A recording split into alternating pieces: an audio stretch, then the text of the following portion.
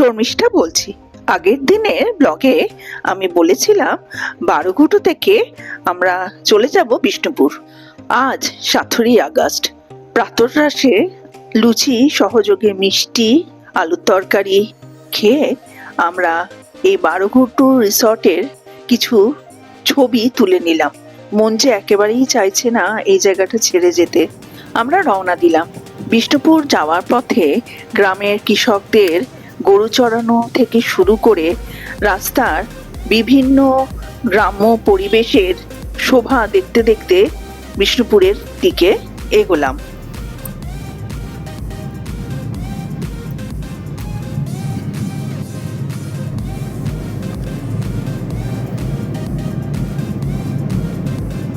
এবার আমাদের গন্তব্যস্থল বিষ্ণুপুর, তাই তো? ওখান থেকে কি কি দেখে যা আছে আর কি, যেমন মন্দির, তারপরে কামান, তারপরে পোড়ামাটি বাজার কি হাট যাই বলে এইসবগুলো দেখবো। আশপাশটা যা আছে সেইটা দেখবো, দূরে তো বেশি যাবো না। কিন্তু আমি তাল পেলাম না যাওয়ার সময়। তাল আমরা তো অন্য রুটে, এটা তো অন্য রুটে একটা জায়গায় কি তাল হয় আর তাল নাই। আছে তালের হরতাল। আগের দিনে ব্লগে দেখিয়েছিলাম যখন আমরা বারোঘুটু যাচ্ছিলাম তখন পথের ধারে অনেক তাল পড়েছিল। সেই তালগুলো নিয়ে যাওয়া হয়নি, ভেবেছিলাম ফেরার পথে নেব। ফেরার পথে ঘুম পাচ্ছে কিন্তু আমি ঘুমোতে পারছি না, তাল আর পেলাম না। তখন মন খারাপ করে যে বাজার সামনে পাবে সেই বাজারে যদি তাল পাই আমি তাল নিয়েই যাব কলকাতায়। তাল 30 টাকা মাত্র। কলকাতার লোকেরা আমাকে মারবে। সুপ্রিয় ভ্যারাইটি স্টোর।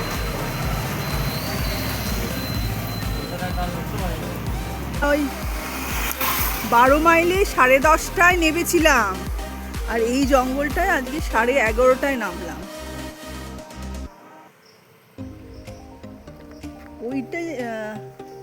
ওইটা রাস্তাটা আরো যেন ভালো ছিল না?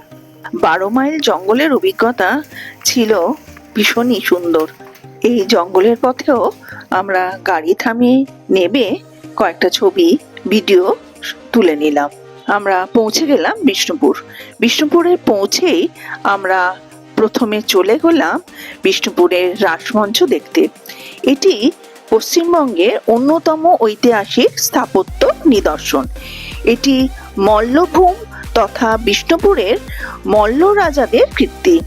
1600 খ্রিস্টাব্দের কাছাকাছি সময় মল্লরাজ বীর হাম্বির এই রাসমঞ্চ নির্মাণ করেন। টেরাকোটার অনন্য শিল্পকর্মে গড়া এই স্থাপত্য আজও সকলকে মুগ্ধ করে। রাসমঞ্চ মূলত শ্রীকৃষ্ণের পূজা ও রাসোৎসব উপলক্ষে ব্যবহার করা হতো।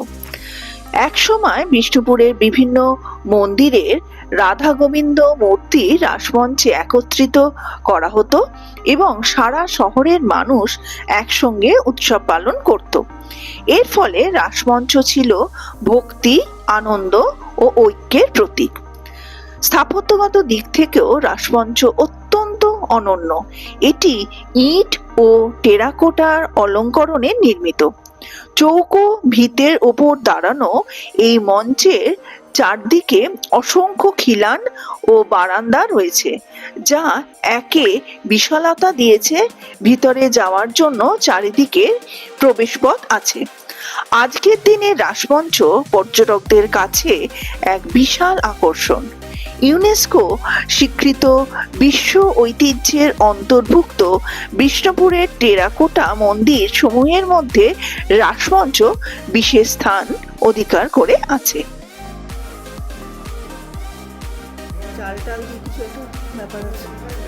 দাঁড়া বাবা, তুমি চলে হারিয়ে যাবো। কোথায়? একটু পুরো লুকোচুরি খেলা খুব ভালো হবে। এই দেখো, সব বন্ধ করে দিয়ে জানো না কতটা ডেপথ দেখো। মানে ডেপথ কিছু নয়, এখানে ডেপথ ওখানে বন্ধ করে দিয়েছে, এখানে সব ব্লক করে দিয়েছে এগুলো। এই দেখো দেখো দেখো, ওখানে জাল মতো করা। হ্যাঁ, জাল দিয়ে ব্লক করা আছে। আমি বাইরে থেকে না ভিডিও করি।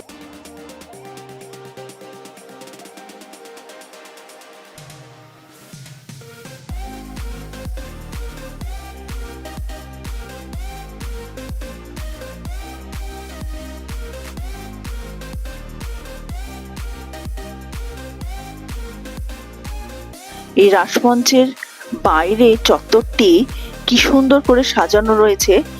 দেওয়ালের কারুকার্যগুলো একটু লক্ষ্য করুন। এই টেরাকোটার শিল্পকর্মগুলো আজও কিরকম জ্বলজ্বল করছে। কবে সে 1600 খ্রিস্টাব্দের কাছাকাছি তৈরি, আজও এর উজ্জ্বলতা যেন কিছু অংশে কমেনি। প্রত্যেকটি টেরাকোটার খোদাই করা কাজগুলো আমি দেখছিলাম আর ভাবছিলাম কত কিছু সাক্ষী এরা। কেন রাসমঞ্চটি পর্যটকদের কাছে এত আকর্ষণীয় তা আজ দেখে বুঝলাম। ছোটবেলা থেকেই এই রাসমঞ্চের ছবি দেখেছি, কিন্তু আসার হয়নি। এতদিনে এসে আর চোখ সার্থক। একটু ছোট্ট অংশ আমি আমার ক্যামেরাবন্দি করছিলাম আর ভাবছিলাম আগে কেন আসিনি। এই টেরাকোটা মন্দিরটি অর্থাৎ রাসমঞ্চটির স্থান মাহাত্ম্য এতটাই বেশি যে এটিকে স্পর্শ করে কিরম একটা শিহরিত হচ্ছিলাম যে এত বছর ধরে এই রাসমঞ্চ খরা, বন্যা, অনাহার কত কিছুই না ঐতিহাসিক সাক্ষ্য বহন করছে। রাসমঞ্চের নকশা অলঙ্করণ দেখে অভিভূত হয়ে আমরা পরবর্তী গন্তব্যস্থল বিষ্ণুপুরে জোড়া মন্দিরের দিকে এগোলাম। বিষ্ণুপুরের জোড়া মন্দির বাংলা মন্দির স্থাপত্যের এক অনন্য নিদর্শন। 1700 শতকের শেষ ভাগে মল্লরাজদের আমলে নির্মিত এই মন্দিরটি ইটের গাঁথুনিতে গড়া। 21টি শিখরে সজ্জিত এই মন্দির। ওপরের 5টি, মাঝের 12টি এবং 4 কোণায় 4টি, এইভাবে মিলিয়ে 21টি রত্নের সমন্বয়ে এটি গঠিত। মন্দিরের গায়ে পোড়ামাটির নকশা ও অলঙ্করণে সেই সময়ের সমাজ জীবন, কীর্তন, রামায়ণ মহাভারতের কাহিনী এবং যুদ্ধ দৃশ্য সুন্দরভাবে ফুটে উঠেছে। ভেতরে বিষ্ণুর বিগ্রহ প্রতিষ্ঠিত থাকলেও পরে এখানে রাধাকৃষ্ণের পূজা শুরু হয়। স্থাপত্যের দিক থেকে এটি বিষ্ণুপুরের অন্যতম বৃহৎ ও গুরুত্বপূর্ণ মন্দির। বর্তমানে প্রত্নতত্ত্ব দপ্তরের তত্ত্বাবধানে জোড়া মন্দির সংরক্ষিত, আর প্রতি বছর হাজার হাজার দর্শনার্থী এখানে এসে বাংলার ঐতিহ্যবাহী টেরাকোটা শিল্প ও মন্দির স্থাপত্য উপভোগ করেন। বিষ্ণুপুরে সামরাই মন্দির মল্ল রাজাদের আমলে নির্মিত অন্যতম প্রাচীন ও ঐতিহাসিক স্থাপত্য। অনুমান করা হয় এটি সপ্তদশ শতাব্দীর মাঝামাঝি সময় গড়ে ওঠে। সামরাই মন্দির মূলত এক রত্নধর্মী মন্দির, যার উপরে একটি মাত্র শিখর বা রত্ন রয়েছে। মন্দিরের দেওয়ালে সূক্ষ্ম টেরাকোটা কাজ নেই বললেই চলে, তবে গঠনশৈলী, সরলতা ও মজবুত ভিত্তি একে বিশেষ বৈশিষ্ট্যমণ্ডিত করেছে। মন্দির প্রাঙ্গণের কাছে হস্তশিল্প মেলা ছোটখাটো বসেছে বলতে পারেন। আপনি আপনাদের পছন্দ মতো ঘর সাজানো জিনিস থেকে শুরু করে যাবতীয় প্রয়োজনীয় খুঁটিনাটি জিনিস পেয়ে যাবেন।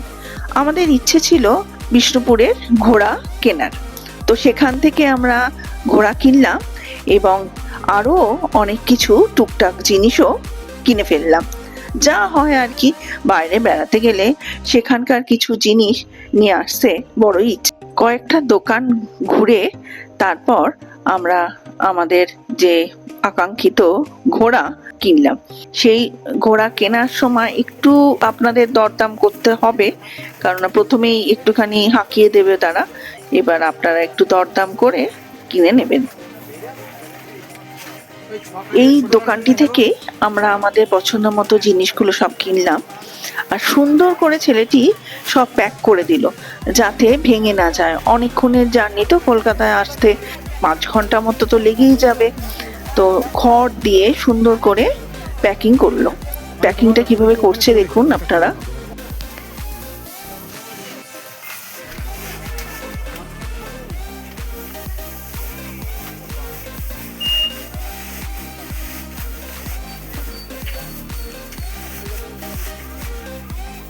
দোকানের নাম কি গো?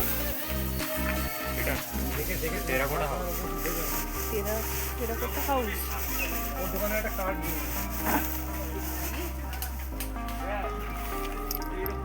দোকানটির নাম শুনতে পেলেন? দোকানটির নাম হচ্ছে টেরাকোটা হাউস। আপনারা যদি যান তাহলে এখান থেকে আপনারা কিনতে পারেন। খুব ভারী হলো কি? না না, খুব একটা বাড়ি না।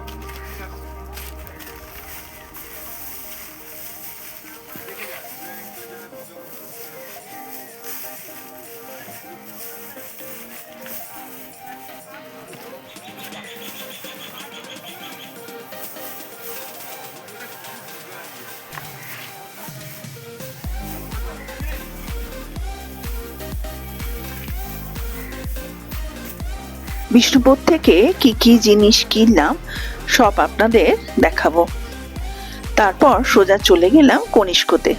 কনিষ্ক এখানকার খুব বিখ্যাত একটি শাড়ির দোকান। কলকাতায় তো কনিষ্ক আছে, কিন্তু এই কনিষ্ক অনেক দিনের, এখান থেকেই কলকাতায় যায়। সুতরাং এখান থেকে আমি যখন জিজ্ঞেস করলাম কলকাতার দামের হেরফের কি, তখন ওনারা বললেন কলকাতায় এখান থেকে 17% বেশি। তো যখন এতটা দূরে এসছি তাহলে কনিষ্কতে একটু যাওয়া তো উচিতই, তাই কনিষ্কয় চলে গেলাম। কনিষ্ক থেকে কয়েকটা পছন্দ মতো শাড়িও কিনলাম। দেখুন,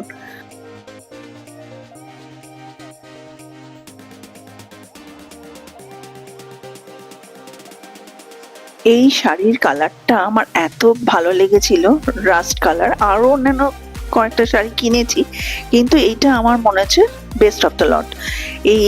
এটি হচ্ছে গিচা তসর। শাড়ি কেনার পর ঘড়িতে চোখ পড়লো, দেখলাম 3টে বেজে গেছে। তাই বলি এত খিদে পাচ্ছে কেন। এবার সোজা আমরা চলে গেলাম বিষ্ণুপুর ট্যুরিজমে, ওয়েস্ট বেঙ্গলের যে হোটেলটি আছে সেখানে আমরা লাঞ্চ সারলাম। বিষ্ণুপুরের এই ওয়েস্ট বেঙ্গল ট্যুরিজমের হোটেলটি বেশ সুন্দর, পরিষ্কার পরিচ্ছন্ন, খাবার দাবারও বেশ ভালো। কিন্তু আমরা যেখান থেকে এলাম, অর্থাৎ বারোঘুটুর ওয়েস্ট বেঙ্গল ট্যুরিজমের যে প্রপার্টিটা, সেটা কিন্তু আরো মনোরম এবং সুন্দর। এবার চলুন লাঞ্চ সেরেই আসি।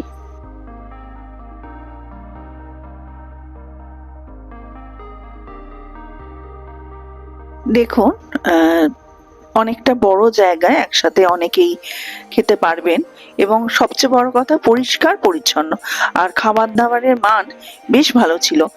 ওখানে থালি সিস্টেম ছিল বটে, কিন্তু আমরা থালি সিস্টেম আর নিইনি, আমরা আলাকাটে খেয়েছিলাম। লাঞ্চ সেরে আমরা চলে গেলাম ওয়েস্ট বেঙ্গল ট্যুরিজমের ঠিক পাশেই অবস্থিত বিষ্ণুপুরের ডালমাদল কামান দেখতে। বিষ্ণুপুরের ডালমাদল কামান শুধু একটি যুদ্ধাস্ত্র নয়, বরং ইতিহাসের জীবন্ত সাক্ষী। মল্ল রাজাদের আমলে অষ্টাদশ শতকে তৈরি এই বিশাল কামানটি লোহার তৈরি এবং প্রায় 3.8 মিটার লম্বা। স্থানীয় কাহিনী অনুযায়ী মুর্শিদ কুলিকার আক্রমণের সময় এই কামান ব্যবহার করে বিষ্ণুপুর রক্ষা করা হয়েছিল। ডালমাদল শব্দের অর্থ ভাঙা গড়া। জনশ্রুতি আছে এই কামানটি নাকি স্বয়ং মদন মোহনজি নিজে ব্যবহার করেছিলেন মন্দির ও নগরকে আক্রমণ থেকে রক্ষা করার জন্য। তাই কামানটি শুধু এক অস্ত্র নয়, ভক্তদের কাছে এটি এক পবিত্র প্রতীকও বটে।